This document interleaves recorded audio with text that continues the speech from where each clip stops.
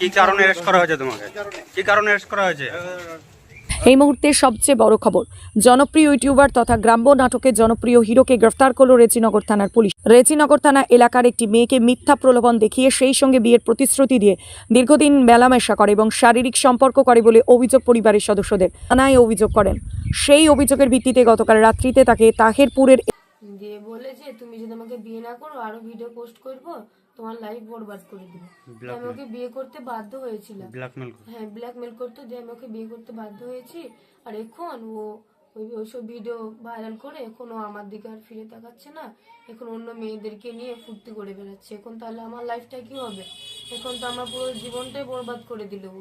তাহলে আমি এখন কি করব আমি বলেন? কারণ আমার তো একটা লাইফ আছে, তাই না? আমি তো একটু বাঁচতে চাই। কারণ ওর জন্য যদি আমি মরে যাই তাহলে আমার আমার ফ্যামিলি তো আমার জন্য শেষ হয়ে যাবে, তাই না? যে ইউটিউবারের কথা আপনারা বলছেন সেই ছেলেটির বয়স 17 বছর। তো অ্যাজ পার পক্সো অ্যাক্ট তাকে আমাদের জুভেনাইল জাস্টিস যে বোর্ড আছে জেজেবি সেখানে প্রোডাকশন করতে হবে এবং তারা যেটা সিদ্ধান্ত নেবে তাকে মেবি হোমে স্থানান্তরিত করা হবে এবং আমাদের